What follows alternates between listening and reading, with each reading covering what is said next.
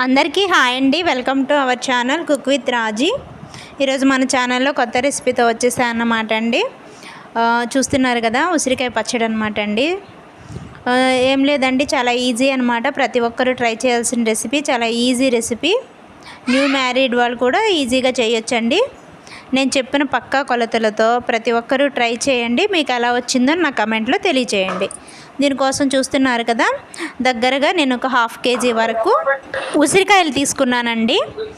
వీటితో పాటుగా కొద్దిగా చింతపండు, అదేవిధంగా ఆవాలు, మెంతిపిండి, తర్వాత తాలింపు అనమాట తీసుకోవాలన్నమాట. 1/2 kg కంటే తక్కువే చింతపండు అనేది నేను తీసుకున్నాను. ఈ చింతపండు నానబెట్టేసి పచ్చిపులుసు చూస్తున్నారు కదా, ఈ బౌల్లో ఇలా తీసుకోవచ్చు. లేదు అంటే మీకు ఇష్టమైతే ఎంచక్క దాన్ని పొయ్యి మీద బాయిల్ చేసేసి పులిహోర పులుసు అనేది పడతాం కదండి, దానిలాగా చేసుకుని కూడా ఈ పచ్చడి అనేది ఈజీగా పట్టుకోవచ్చు. చింతపండు పులుసు తీసుకున్న తర్వాత దానిలో ఈ యొక్క మెంతులు, ఆవాలు ఎంచక్క కొద్దిగా లైట్గా మనం పొయ్యి మీద ఫ్రై చేసుకోవాలండి. తర్వాత ఇలా మిక్సీ పట్టేసుకోవాలి, ఇలా పౌడర్లా చేసుకోవాలన్నమాట. చూస్తున్నారు కదండి, ఈ విధంగా కన్సిస్టెన్సీ అనేది ఉండాలి. ఇదిగోండి, ఈ చింతపండు బౌల్లోనే ఈ యొక్క పౌడర్ అనేది కలుపుకోవాలన్నమాట. మనం తీసుకునే కొలతలన్నీ కూడా ఈ యొక్క బౌల్లోనే తీసుకోవాలన్నమాట. కారం, సాల్ట్ అన్నీ కూడా దీనిలో ఈ చింతపండు పులుసులో మనం మిక్స్ చేసుకోవాలండి. చూస్తున్నారు కదా, ఇలా ఈజీగా కన్సిస్టెన్సీ అనేది జారుగా అనేది ఉండాలన్నమాట. ఇప్పుడు దీనిలో మెంతిపిండి తర్వాత కొద్దిగా కారం కూడా తీసుకోండి. నేను 100 grams పైనే తీసుకున్నానండి. కారం అనేది ఘాట్ అనేది ఎక్కువ ఉందన్నమాట. కావాలంటే మీరు ఇంకొంచెం ఎక్కువైనా తీసుకోవచ్చు, రుచికి సరిపడా. కారం కూడా కలిపేసుకోవాలండి, ఉండలు లేకుండా కొంచెం నీట్గా ఇలా కలుపుకోవాలన్నమాట. అదేవిధంగా సాల్ట్ చూస్తున్నారు కదండి, రుచికి సరిపడా సాల్ట్ అనేది కూడా నేను రాక్ సాల్ట్ తీసుకున్నాను కాబట్టి దాన్ని ఒకసారి మంచిగా మిక్సీ పట్టేసుకున్నాను. ఇలా పౌడర్ లాగా చేసుకున్నాను అనమాట.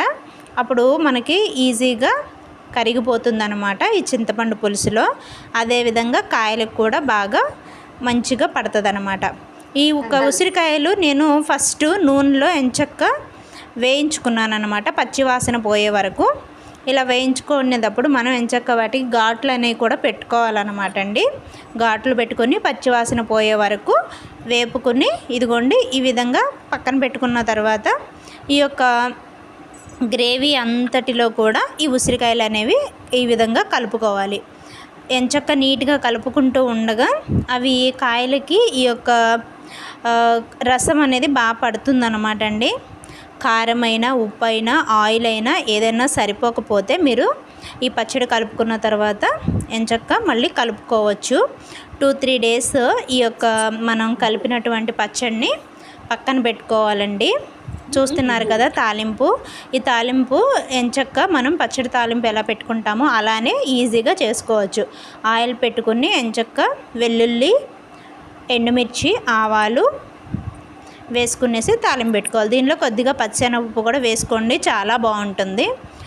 3-4 days బయట పెట్టుకుంటే బాగా ఊరుతుందన్నమాట అండి కాయ. సో ఈ విధంగా పచ్చడి అంతా కలిపేసుకుని ఈజీగా మనం ఒక ప్లాస్టిక్ డబ్బాలో పెట్టుకుంటే బాగుంటుందండి. ఆ తర్వాత 3 days తర్వాత ఎంచక్క తీసుకుని మళ్ళీ ఒకసారి పచ్చడి అంతా కూడా కలిగి తిప్పుకోవాలన్నమాట. కలిగి తిప్పుకొని ఆ తర్వాత మనం కావాలంటే ఫ్రిడ్జ్లో స్టోర్ చేసుకోవచ్చు. ఈ చట్నీ అయితే తక్కువే కాబట్టి నేనైతే బయటే ఉంచానండి. మీకు కావాలంటే కాయ అనేది గట్టిగా కూడా ఉంటుంది, ఫ్రిడ్జ్లో కూడా పెట్టుకోవచ్చు. ఈజీగా 6 months పైనే మనకి పచ్చడి అనేది నిలువ ఉంటుంది. హెల్త్కి కూడా చాలా మంచిదండి, ప్రతి ఒక్కరు కూడా ట్రై చేయాలి. ఇదిగో ఇప్పుడు చూస్తున్నారు కదండి, నేనైతే పచ్చడి కొంచెమే ఉందని ఇదే బౌల్లో ఉంచేసాను. 3rd day ఈ విధంగా తీసి కలిగి తిప్పుకున్నాను అనమాట. చాలా బాగా వచ్చిందండి.